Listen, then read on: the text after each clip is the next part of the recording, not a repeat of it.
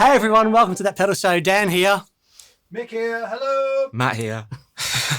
The wonderful Mr. Matt Gleeson from Monty's is joining us today. And we're going to have a discussion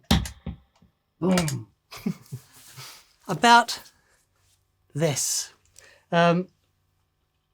We've had so many people get in touch asking about, specifically about Red's pickups.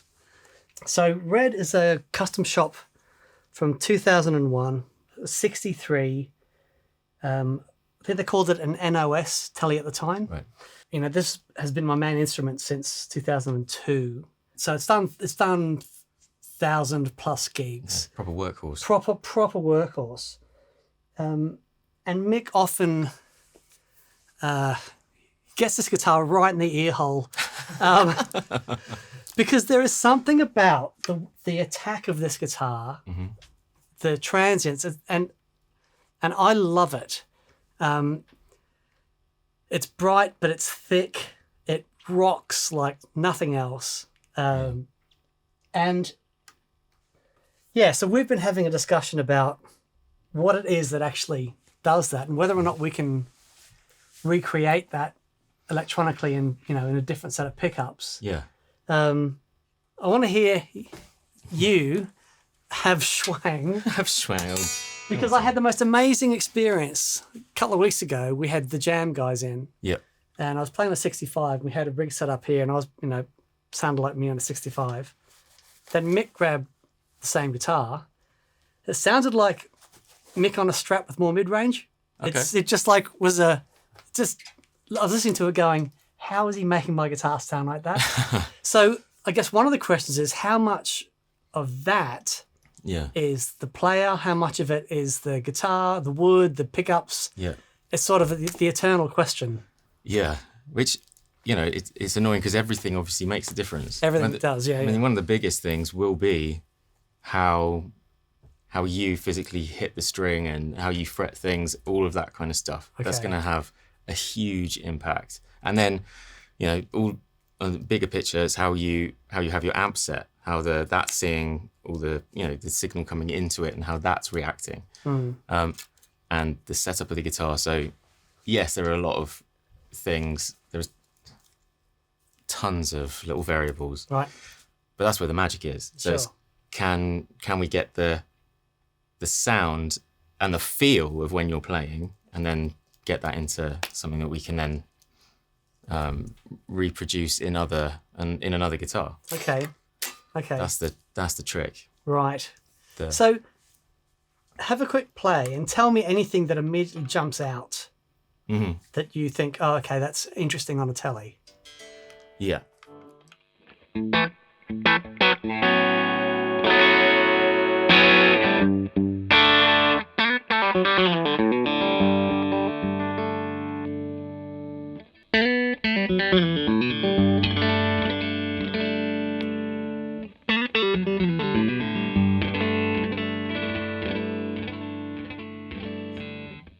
One thing that is weird with this one is it's got the typical Tele neck pickup of being a little bit smoother than something like a Strat pickup would be, but it's still got that that kind of the high end thing. You can hear it with the back of your nail, that trick. Yep.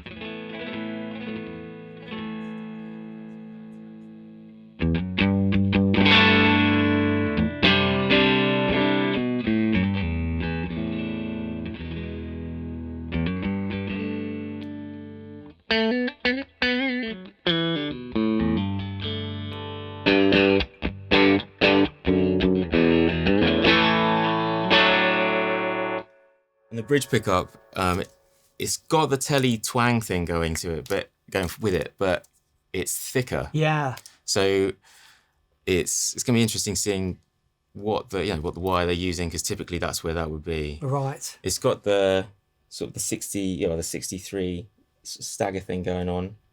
So they kind of had the same thing up until late 60s. Right.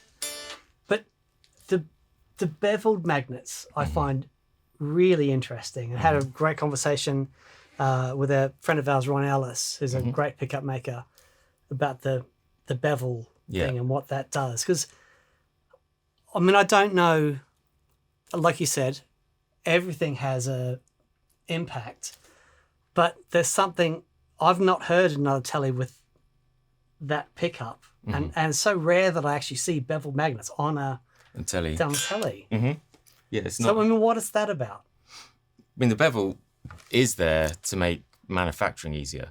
That's it. That's it. It's because it goes. If you put a bevel on a magnet and then try and push it through flat work, it will glide through, sort of center itself. And if you look at actually early jazz masters are the best ones to have a look at if you get the chance. Right. Some of them you can see are really beveled. So it's just some guy with a drill or however they did it running it on a grinder. And that's all it was. So some are just sort of the edges kissed, some are loads, and so there's a huge variety in that. Okay. Obviously these ones are machined now, so they're all very even. Okay. Sonically I haven't noticed a difference really. Right. But then I am yet to sort of clinically AB Sure. beveled next to none. Okay. I'm sure there may be something. Right. I have a question, Matt. Sorry, excuse me while I come a bit closer to the microphone. So you did a couple of things there when you started to play. You hit the back of the string, you hit the strings with the backs of your nails, and you did a couple of very specific things. Could you just explain those briefly about what you were doing and what you were listening for? Well, I'm quite. Well, you have to be quite boring in this. I have to play the same things. There's just references for me. So I'm like listening for certain frequencies, certain things. So it's all. I mean, that the rake with the nail. That's just to show the clarity and make sure that's there, and then it's knowing how the pickup's reacting with the strings, and then you play different. I mean, I play a lot with my fingers, so it's always reference with that, and just trying to get the full spectrum. So.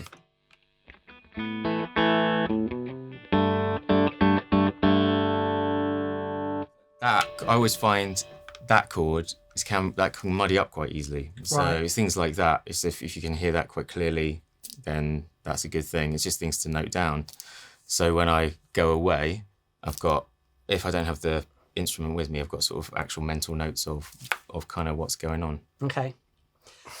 I've been reticent to do this because I think it was, let's see, when I first got the guitar, loved it. It was great. I had a few beers one night and I thought I'd like to get the clarity of the neck pickup a bit brighter. Right. So I took the cover off without really knowing what I was doing. Of course, I broke the pickup and classic. So, and I had it rewound. It just didn't sound the same. And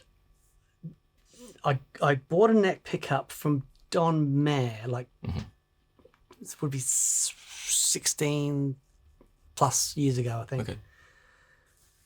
And I put that in there, but I did try. Honestly, I must have tried at least. I'm not exaggerating, a dozen different sets because I buy this is this bridge pickup and this has a matched neck pickup or this is whatever. And I went through so many different sets because I believed back then that being the stock pickups that came in the guitar, surely I should be able to get something better, But I kept coming back to the bridge, that original bridge pickup. Nothing I tried sounded, nothing. Not that they weren't close. They were a world apart from what I was able to get from that bridge pickup. Right. Then trying to find a neck pickup that worked with that, So I put that Don Mayer in, and it was like the closest I could find to the original.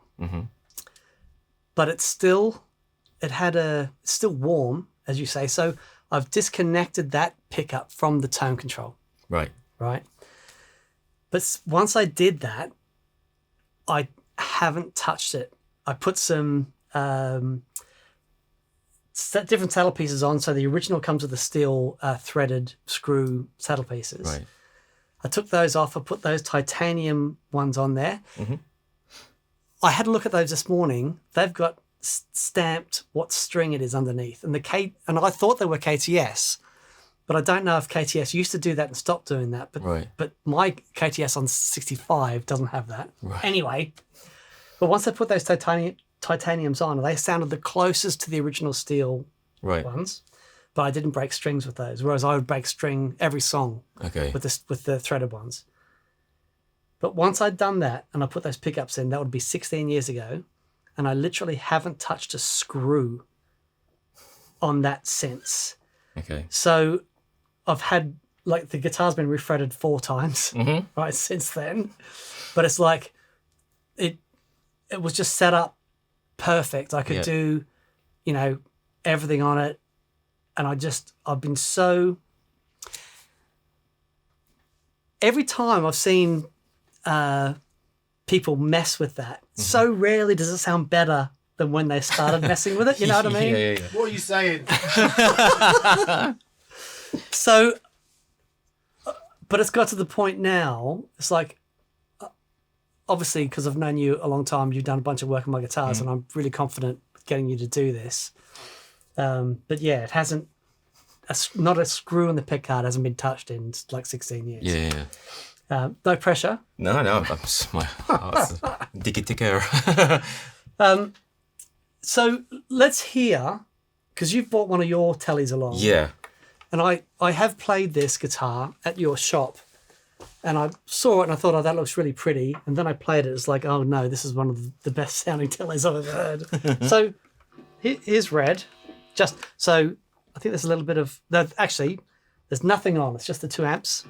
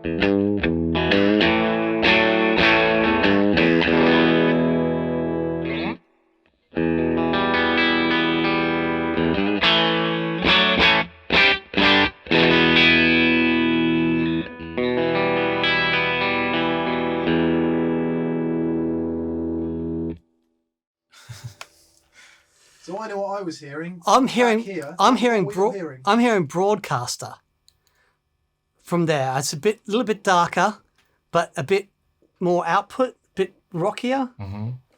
What are you hearing, Matt? They're sonically really close. There's something in the attack on that one. Yeah. Which is a bit more punchy. Right. I'm guessing that's got more powerful magnets in it. Okay. And this is actually quite a low output pickup, but with weak magnets in it. So you can have the pickup itself physically closer to the string. Oh, interesting. You know, when we did the rewind on the 65. Yeah, and when you just bring it a little bit closer, it goes You like get those this. wolf tones. Yeah. Yeah. But with a weaker magnet, those don't come in until a lot closer. So you can get what seems like more output and more attack and more mids, but with a lower output pickup. So that keeps the treble in. Right. It's kind of you're EQing it that way. What were you hearing, Mick? Matt's guitar overdrives a bit more 3 Yeah. to 4K. Right. So that what I would call the bite part of the overdrive. Right. There's more of that.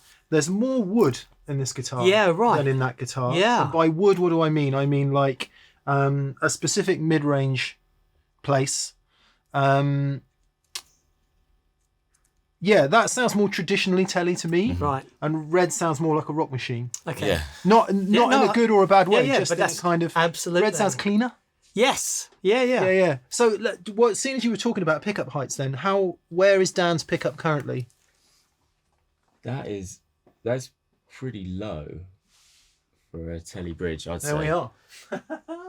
Yeah, if you look at the difference between mine. Oh, okay. Oh, interesting. swap some guitars around. Just Okay. play and swap some guitars around and see if you come up with any thinkings.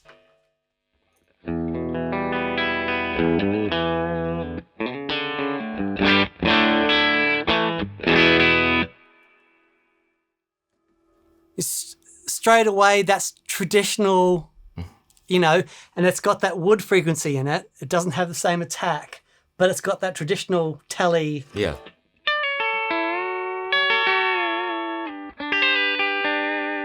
Yeah, the kind of bell thing going on. Yeah.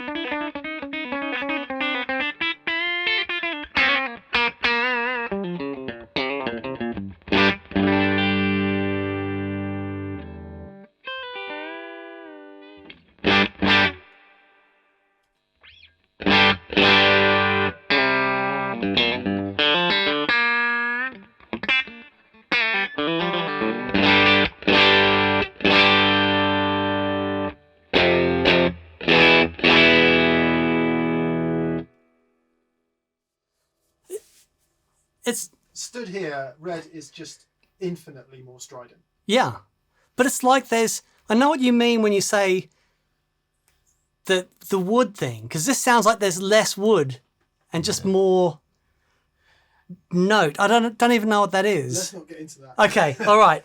But I think where this guitar has always come alive for me is with some drive. with some love.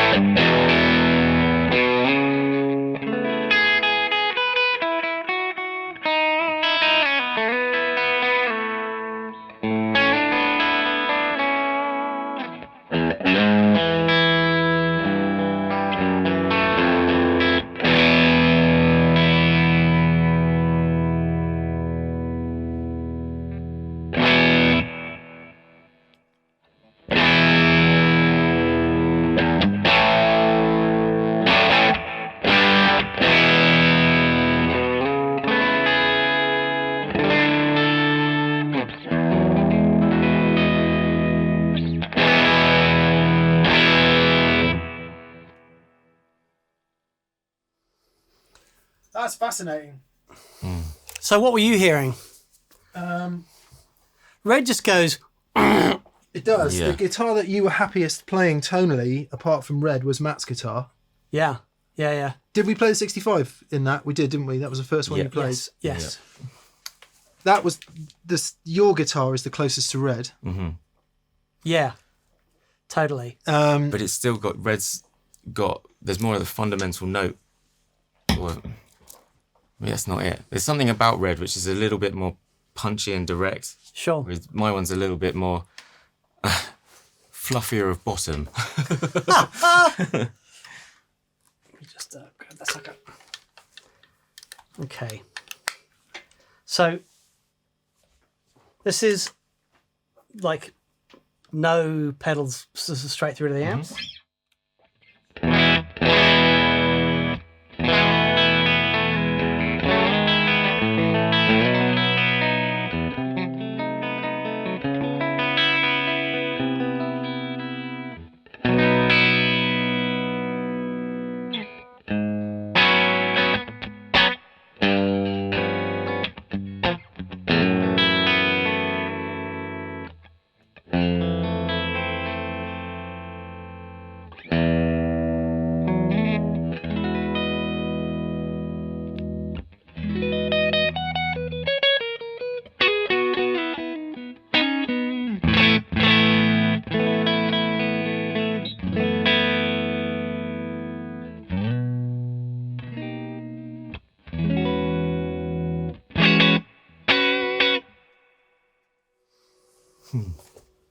It's going to be a fun one. So what are you hearing? I'm hearing again, touching on the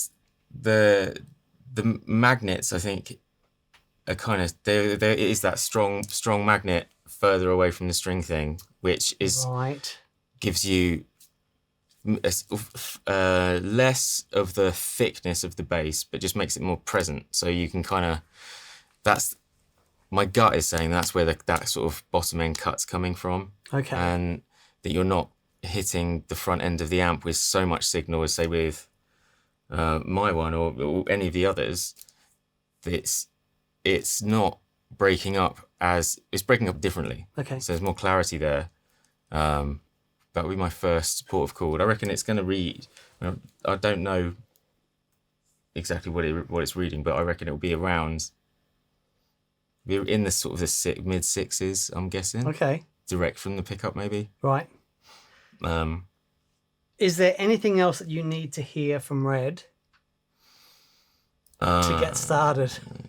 No, I think the main thing, the way I do any like pickup design is there's a feeling when you play that, there's an instant feeling that you get when I hear it. So yeah. I've got my challenge is then to recreate that. So yeah, we can take all the stats and have a look at all of the kind of the scientific stuff. Mm-hmm. But fundamentally, I mean, I'm going to be working with different materials, as close as we can. Sure. But it's getting that back and recreating that, which is also comes in. The setup's going to come into play.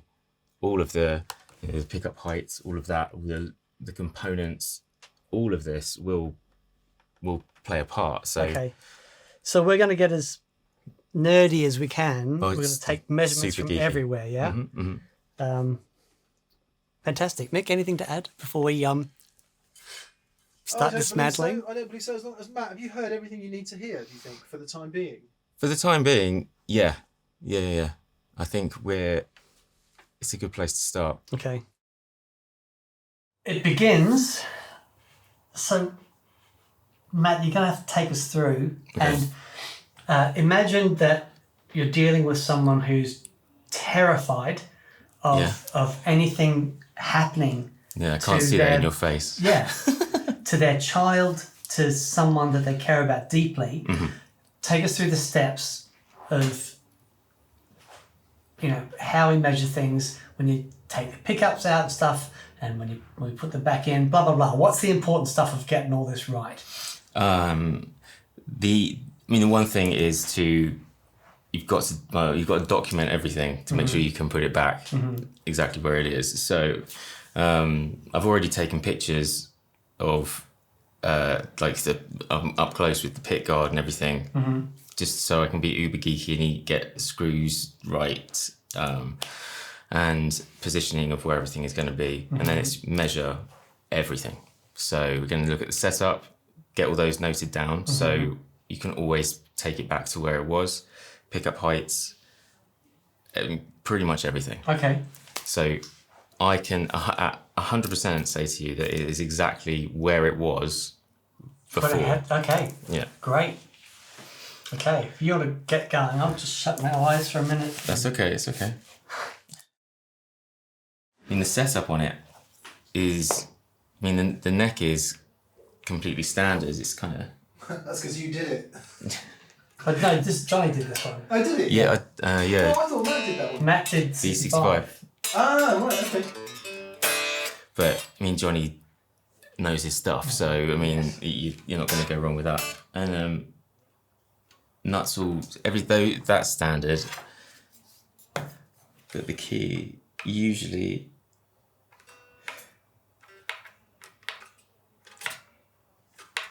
So what are you measuring there? Relief? So measure the relief here. I was taught to sort of measure everything with my eyes. So I don't use feeler gauges or anything. So the truss rod, then the relief in the neck is exactly where I would set it. Right. So that's not a problem. The nut's not going to move, but again, that's really well cut. This is the actual action, which is quite flat and lower than you would typically set. Oh, okay, interesting. Set something. So on a guitar like this, is this 7 1/4 or 9? 7 1/4. Yeah. So the action here is about 1.2 mil on the high E string, which typically that would choke out. So Johnny maybe, well, it can be a couple of things. You could have flattened off the radius in the fret dress after the refret, which I do myself. It just makes the setup a little bit easier, and you can get the action lower.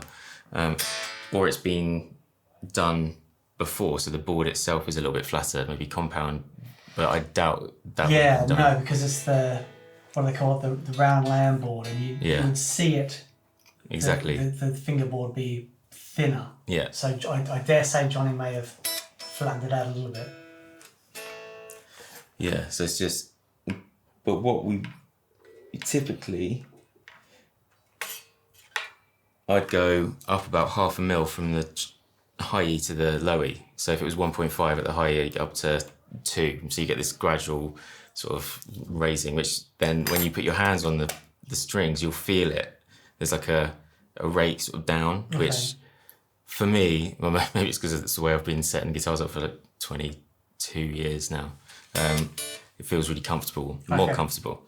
This is a little bit flatter, so the bass side's a little bit lower. Okay. Which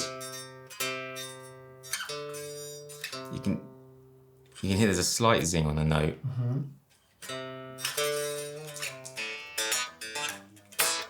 Which will change things. It typically adds a little bit more top. Okay, that's interesting. So that could be something to do with the low end being a little bit more snappy. But again, once we've measured it, we can actually alter it and see if that does change, maybe. Yeah, let's not alter it. Let's leave it as it is. It'll be fine. Right, so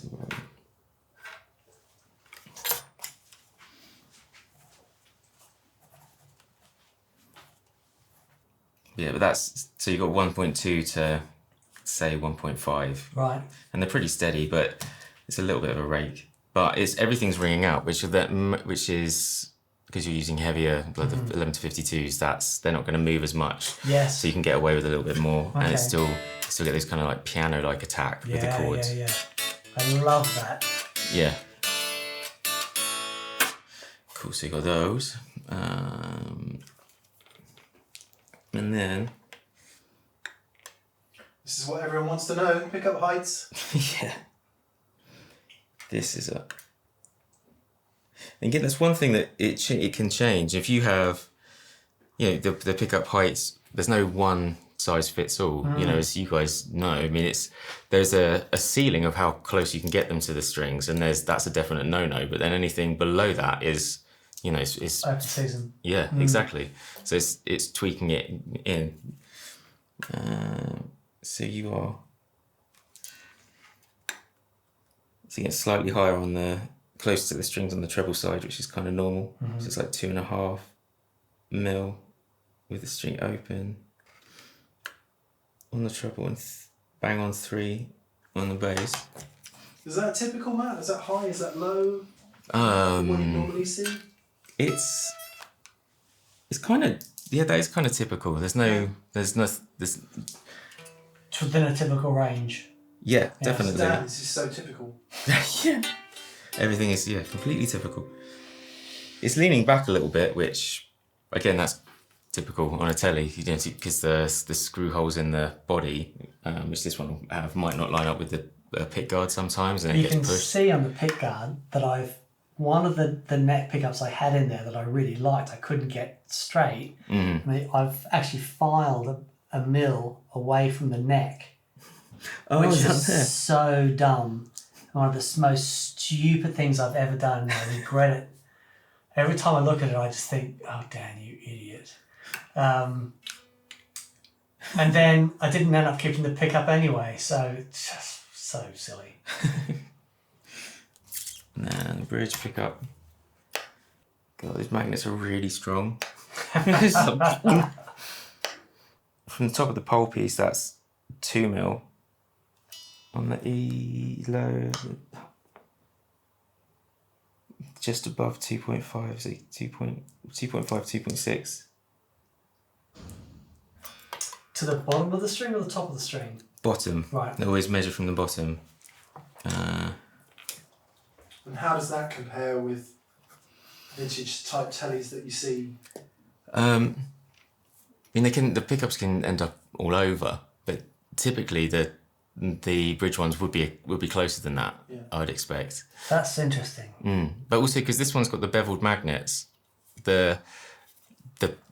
what you don't get on a lot of Teles is the magnet coming out of the top of the yes, of course, the bobbin. So the magnet's going to be interfering with the string quicker. I mean, the bobbin is, again, it's all fractions, but it's a tiny bit further away than you could would normally set it. And I think with the bridge pickup, the positioning of it, the height of it is going to be one of the key factors. Okay. In the tone, getting that right. Because there's about.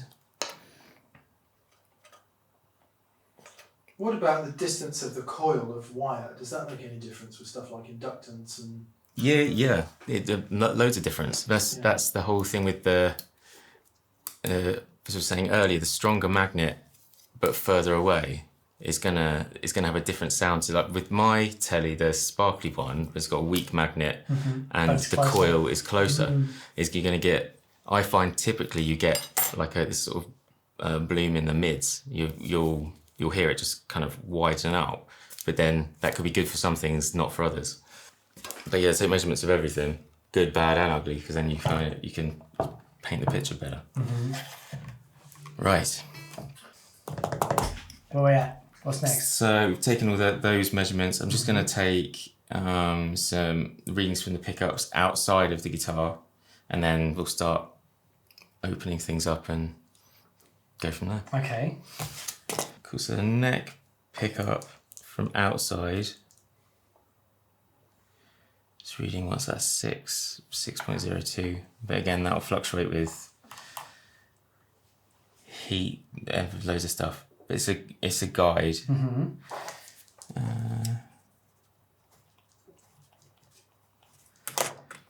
Right. What do you reckon this is going to be? I said Sweepstake. I said mid-6s, didn't I, earlier? All right, it's going to be 7. Yeah, 7. I'm going 6. Okay, I'm going 6.5. 6.3. 6.45. Yeah. It's a good job you're the expert. I didn't check it before, I promise. But again, it's kind of these. It's not. It's more of an indicator. Well, it's an indicator that it works. Yeah, of course. Especially done like this, because there's all other parts in the circuit as well that you have to take into account. Yeah. Even down to the lead, everything. Yeah.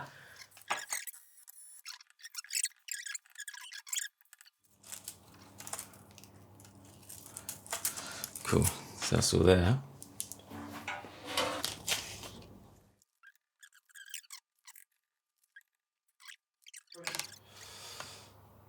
Yeah, all good. All good? All good, nothing. Okay.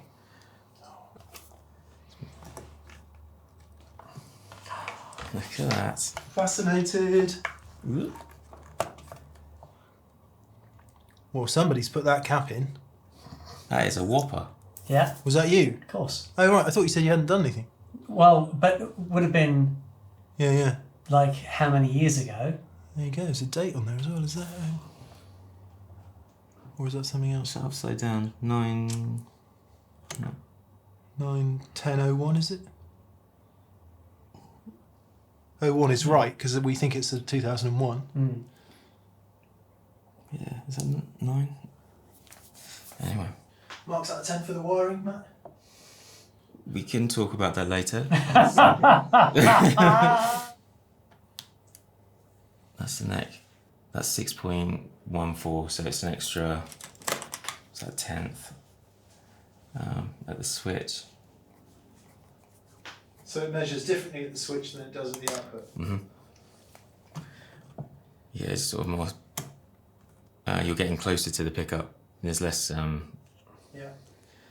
stuff in the way. And that one...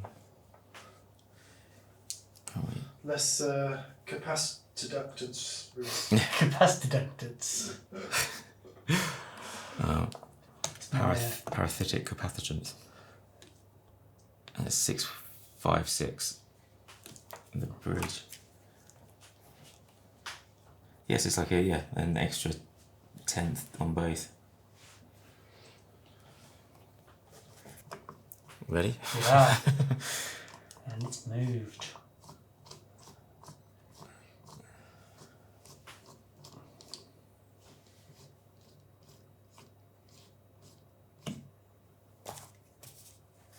Oh, he's counting the turns. Nick is counting the turns. That makes me so happy. Thank you for the turns. That's your springs instead of the rubber tubing. That's obviously, we've just unearthed Red's tonal secret. Yeah, but it makes a massive difference. Yeah, I think so. I prefer, it's sort of super geeky, but I prefer the sound of springs over the plastic, the rubber things, definitely on Strats. Do you? Yeah, I think they're a little bit, the pickups are a little bit more loose, so there's a bit more movement in there, so the whole vibration transference thing, I mean, they're vibrating slightly differently. Yeah. So that adds to the sort of the tone. And what do you think the observable differences are? It's a bit like similar to the PAF thing, is you've got the fundamental note and this bloom around it, and that's where the magic is. And that's what having the pickup so it's not rigid adds a little bit of that. That's what I feel anyway when doing it. So for the record, what's that pickup actually called? It's Domer S Tele, so it's a Strat Tele thing. Because you always used to call it a sport, didn't you? Yeah, that's what I thought it was. It could be a sport. A sport could mean sport S Tele, couldn't it? Mm-hmm. As I say, 400 or 4? 408 could be a serial number. Or... Okay. It's the number of pixies that did a dance as it was wound. Oh, God, I love those dancing pixies. For 6. So it's about a 6.2, 602. Again, there could be heat, all kinds of things. I mean, the cover itself, and it looks like one from a supplier that we use, which I'd say is pretty much the nickel silver thing. Plain enamel? Yeah, plain enamel. Is that what you expect? Yeah. And this it'll be like 42 gauge, I would imagine, but we'd need to, for that resistance with that height, because the bobbin, without taking the cover off, I see the bobbin's kind of talking around the 13 to 14 mil mark, which is kind of Strat style. So that's how you get the So the sort of getting a Telecaster neck pickup to sound like a Strat is you make the bobbin taller and you use the thicker wire. Right. Like on the same thing, Twisted Tele, the same thing. Although they use a standard kind of poly wire, and then you can get a little bit closer if you use heavy form bar, which is the one you typically find on a Strat. Which this is uber geeky, but the coating on it is actually slightly thinner than plain enamel, but it's less malleable, so you get a fatter bobbin with it. Oh wow! Okay. So which then changes the sound a little bit. Sure. It's all coil shape. But of course, Mick, none of this makes any difference. No. It's only this that makes any difference. Oh, it's only this that makes any difference. Okay. Yeah. I get so confused. It's everything and nothing, all at the same time. Cool. How do you feel, Dan? I'm fascinated. Because I remember 16 years ago, whatever it was, doing this so many times, which is why that screw was loose on the scratch guard. Right. Taking it out, but it's been so long, it's like it's all those memories are coming back. The changing the pickup in a Tele bridge is such a pain in the ass. Yeah. Because the whole bridge has got to come The off. whole bridge has got to come off, but you have to release the saddle pieces because it hides the screws. Mm-hmm. So it's not just unscrewing it, but you've got to change all the intonation and then hope that you can get back to where it was. Yeah. As opposed, like a Strat is like perfect. You just undo the scratch plate. It's all mounted in the scratch plate. Mm-hmm. You can leave the vibrato where it is. The Teles, what a pain. Here we go. And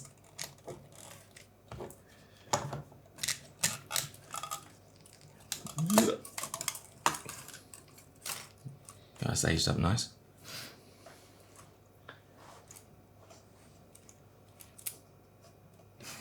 Nice long wire. Yeah, right. 6563. Why was the Tele bridge pickup wrapped with that, whatever it looks like, cloth or whatever? With a string. Yeah. Protection. Right. So it's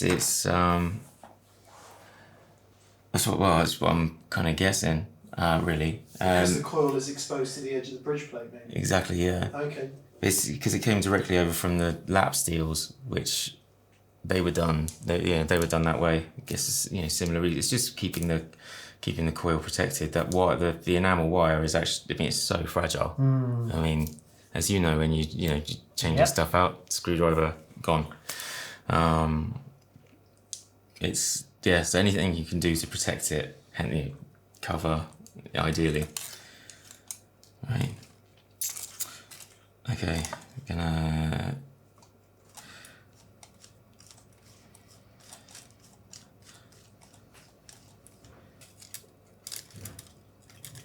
Somebody else taking a pickup out next door. Yeah.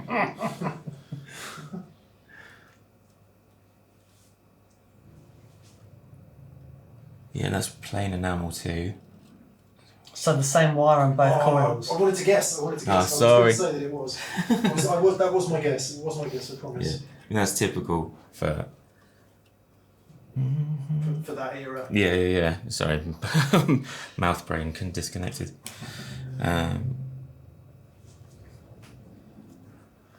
But apart from the bevels, everything else looks bog standard. Is that right? Yeah, exactly what you'd expect for 63. 63. Yeah. So the stagger's right.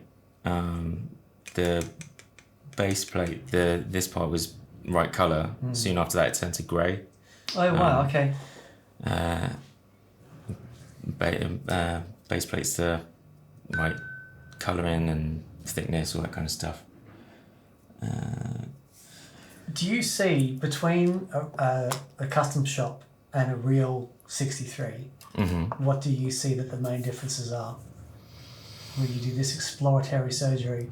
It will be things like the potting, typically. Oh, okay. Because sometimes you'll get somewhere, they're not potted at all. Right. And that kind of thing on the older ones. It was it was more, I don't want to say it, but it's potluck, really. But that's hideous, isn't it? Yeah, I need to go crawl into a ditch.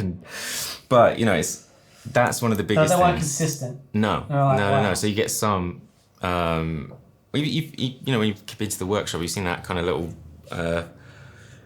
case I've got with all the coils, and the differences between them is crazy. Yeah. So it must have, they were, back then, it was less about getting it exactly, like a certain way. It was just a specific formula for anything. It was like... And sometimes there must have been an element of, it's Friday, we've got to get this many out. Sure. And they're out. Right, so... While you're doing that, I'm going to see if I can find some of these stickers. Coil height. So the top of the base to the bottom of the top. Because that's really important, right? Coil height. Yeah. That's one of the easiest ways to EQ a pickup, I find. It's like typically if you want to get more, one of the easiest ways without changing anything else, if you want to get more top, you make the coil taller, because then there's more of the copper is closer into the magnetic field, the stronger part, which sonically gives you more snap. Again, I'm sure a proper qualified scientific-y person could tell you exactly why, but sonically that's what I hear. So that's one of the things that defines a Jazzmaster pickup, isn't it? It's a much shallower coil. Yeah. Which corroborates everything you've just said. Exactly. Yeah. So typically a Strat pickup, roughly, is somewhere between 11 to 12 millimeter bobbin height, with roughly 8,000 winds on it, and then a Jazzmaster, it's 3 mil. It's really, really, really, really thin, and with again 8,000 winds, but because so it goes up much wider. Yeah, so you actually get more. You get more copper on there. Where are we? Yeah, so 187 diameter, which is kind of the narrow magnets, which they just started moving over to. Before then, it was sort of 192, 195 the inch diameter magnets you find on like sort of Strats of the same era. So these are slimmer, slightly thinner. Wow. Yeah. Bevel, guess we can get that right, because that's uniform on all of them. And to get the heights of the magnets, I'm going to have to pop the base plate off. I stupidly haven't got a heat gun with me, so I can do that back at the HQ.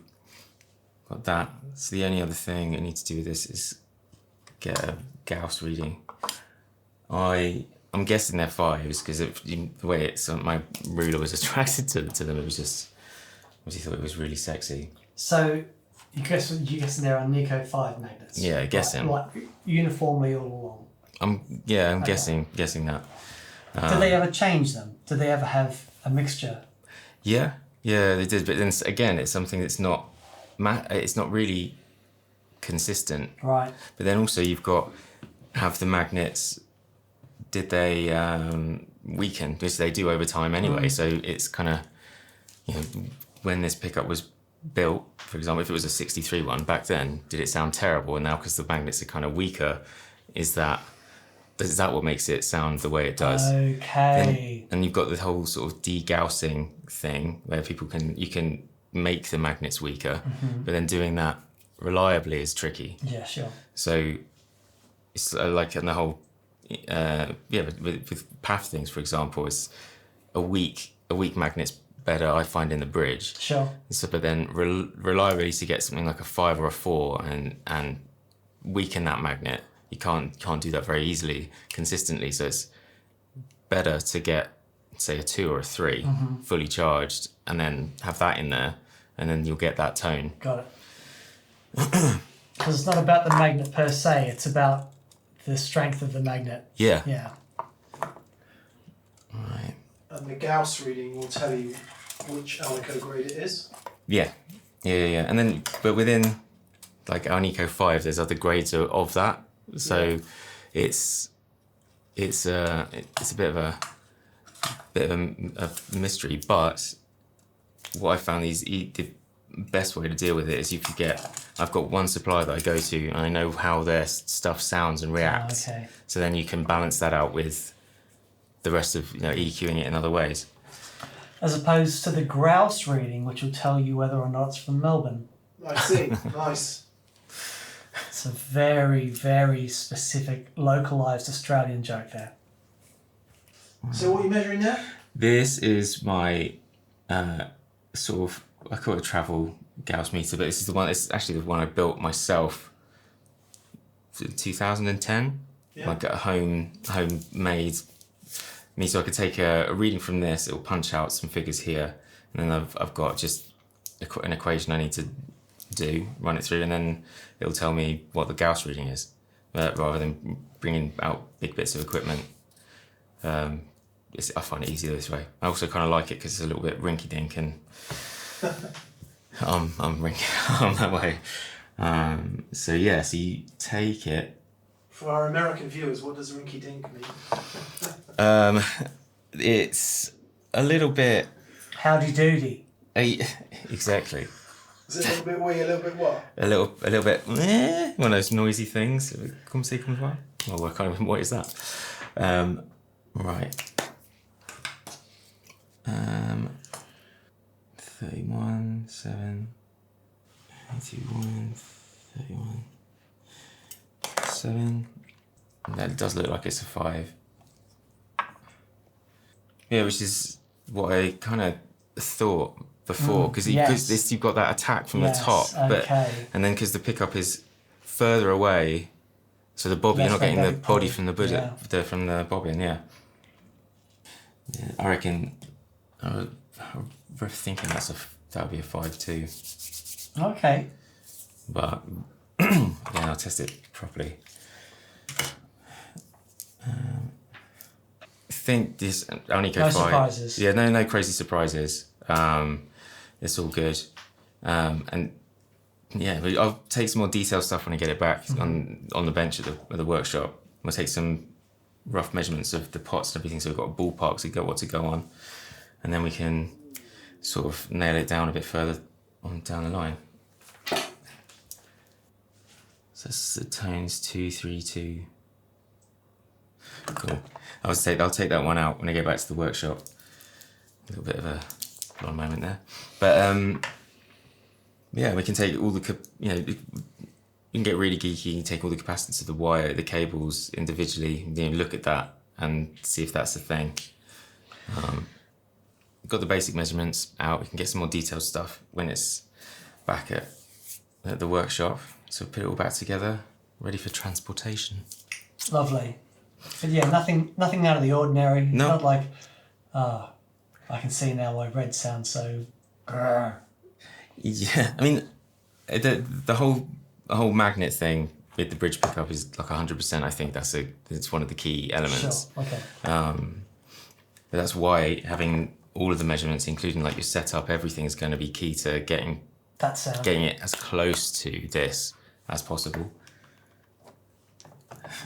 Cool. So next stop, Monty's workshop. Yeah. Yeah. You're gonna go and see Matt Dan while he's. Oh yes. Yeah. Okay. I shall be there. Let's be like Tele and cut to that right now then. Yeah. So here is Matt, and he's making this pickup look like this pickup. Yeah, you can see where you've been, just the amount of playing you've done, man. So it's all sort of buffed up. You've gone through some of the layers here of the Forbin. Of the what? Forbin, which is the materials, vulcanized, but basically card that's under pressure and heat is kind of. Oh, okay. That's actually the top of the pickup. Yeah. I see. Cool.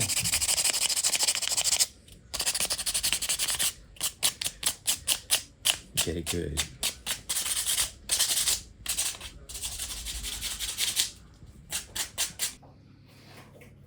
Hey everyone. So we weren't going to film today. Matt's popped down to, it's part 7 of the journey to get Red's pickups going. And Matt came in today and it was so close. Hi, Matt. Hiya. Matt was talking about the loom and what was going on there. Yeah. And so up to this point, Matt, what's been the big revelations with Red? With Red, well, first off, I mean, aside from the pickups themselves, Rosie, hey, beautiful one. She wants to sit on your lap. She's too cute.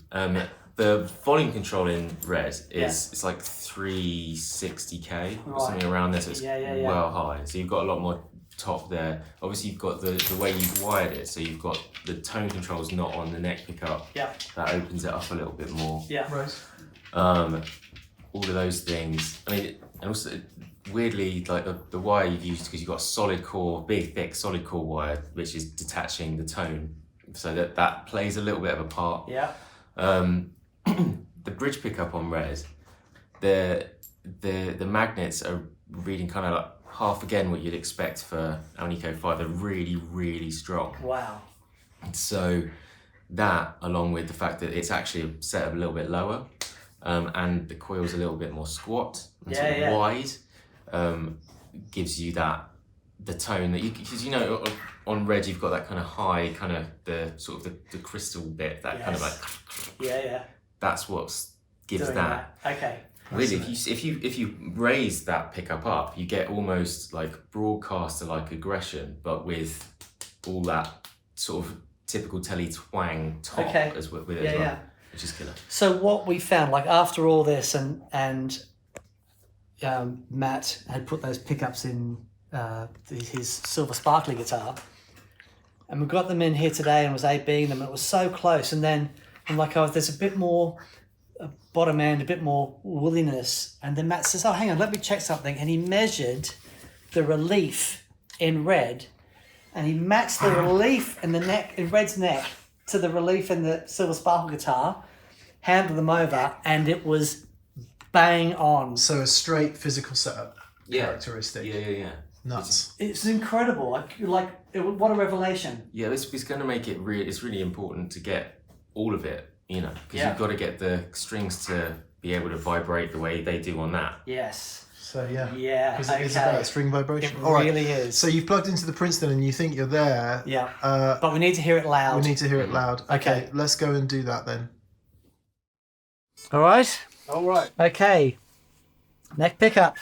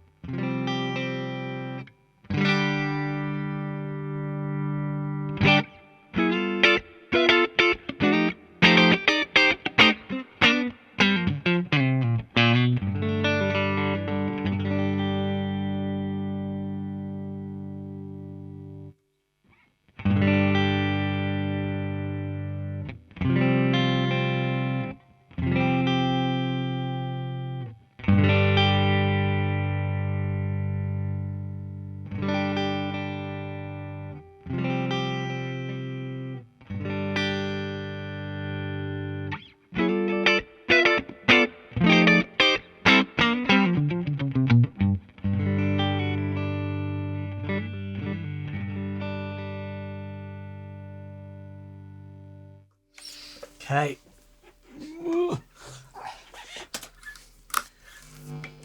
Bridge.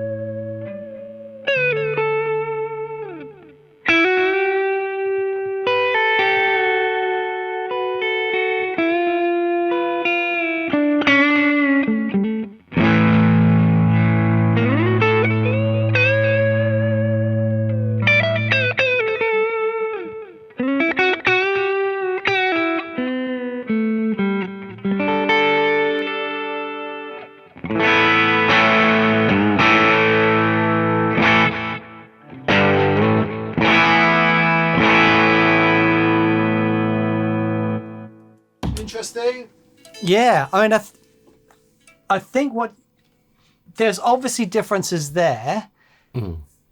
These strings are slinkier. Yeah. And it's a bit of a slinkier feel, but the core tone I think is so close. Exactly. But, it's like super impressive. Like if we hear now the difference between, if you just press that and then you play a bit.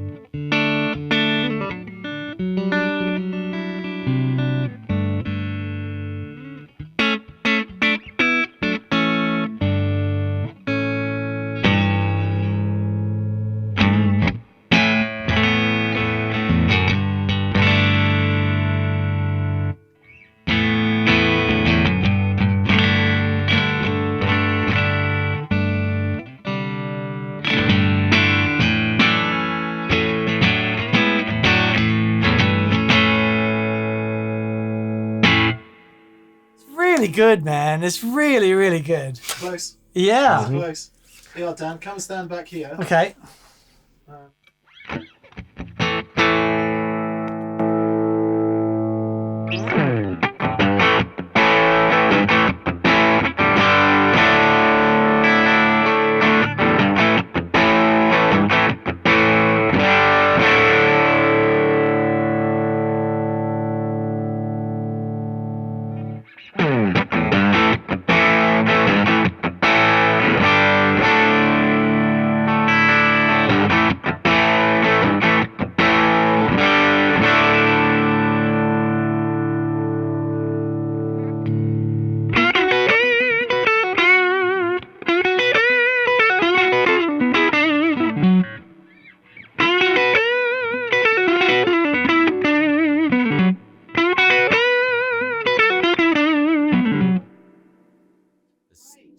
What are you hearing? I mean, there are slight differences, but they're really, really close. That's got a slightly smilier EQ curve. Yeah. Slightly. I mean, I think that's to do with the slinkier strings. Yeah. Also, this is pine as well. Yeah. Okay. That doesn't make any difference, Matt. Oh, sorry. Yeah, I'm Killer. let's compare that to Butters. Just pick up Butters now and play, Nick. Okay, the only issue with Butters is it does have rubber band strings on it. Right. So,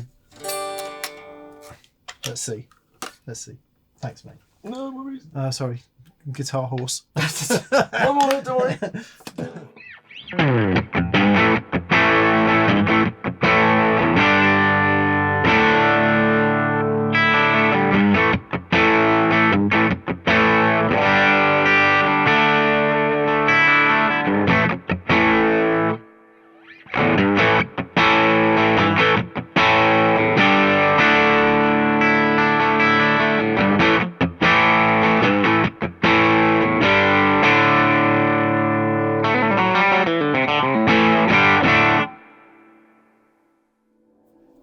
Everything we said about Butters is always true. Much more compressed. Yeah.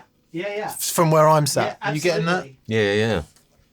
It's got a lot more top coming through on that. It's clearer, isn't it? Yeah. That one seems to lose it in the mid-range, or compress more in the mid-range or something. Yeah. Fascinating. No, I think it's amazing. Are you signing off then? I think with all the work that we've done, I just don't see how you can possibly get any closer. No. Look, and we've said this from the start. Mm-hmm. You're going to hear the guitar, Yeah, of course. but electronically, they're the same. We've got it as close as we can. Yeah. And with all the, this setup information, everything, you can get as close to that as possible. Amazing work, mate. Oh, thank you. Super interesting. Okay, to be continued. Cheers. Here we are then. I do wonder what we might find here. Oh, look, it's Dan and Matt. Oh, hello. So, things have moved on then. Check it out, man. That's what... Look at that.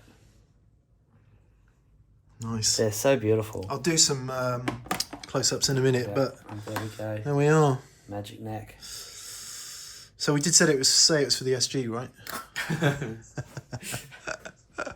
So you've wound them all then, Matt? Yeah, no, well, not me personally. There's girls, everybody's been on this one. But yeah, they're all ready. Red. Love. Amazing. No, but this, just to explain the level of detail that Matt's gone to. So there are 30 sets of looms that have the matched pots to red, and also the same sort of wire that I've used to bypass the tone pot on the neck pickup. I mean, it's amazing. And then, my favourite thing, Matt has recreated Red's cherry stickers. Goodness me. Right? And then there's also, you get this one as well. Could not do that one. Isn't that amazing? That's so cool. And So it's like... colour-coded paisley wrapping paper. Yeah. Mm-hmm. And in there'll be some pedal show tissue paper as well. So it's the full 9 yards, so to speak. Yeah. And I think today we're going to wrap a couple of sets, aren't we? Indeed. And just see what's going on. So just in case we don't say this somewhere else, Matt, I understand these pots were very hard to get. The volume pot. The volume pot, because the one in red's really high, and these are the last 30 that were made for the Graham Coxon Tele that we could get hold of, and the CTS won't make any more. So That's it. So there's only 30. So that's it. Yeah. Mm-hmm. So 30 custom sets of the wiring harness. Yep. Unbelievable. This has blown my mind. So Matt has done this artwork. Scaling the mountain of red. Scaling. But check this out. I've never seen anything like this. On the back is every bit of information about red that you could possibly want, about how I have the action, the nut height, the truss rod relief, string gauge. Like,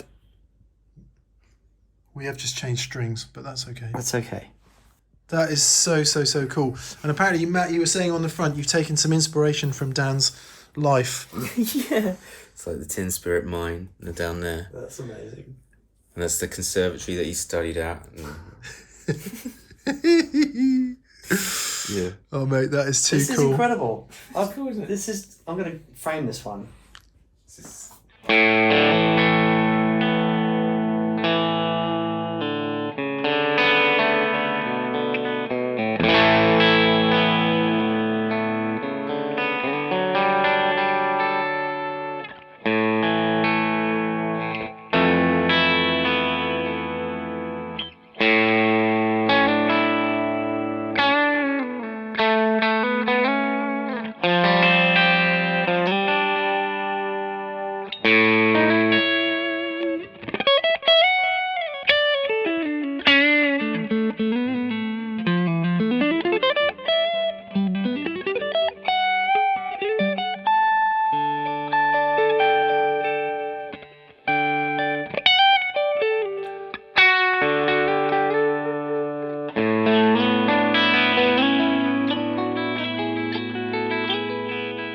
First set of red pickups done. Woohoo! Oh, mate. This is amazing. Thank you so much, man. This is wild. No, man, it's been a pleasure being on the journey. What a journey. Yeah, a long one. Yeah.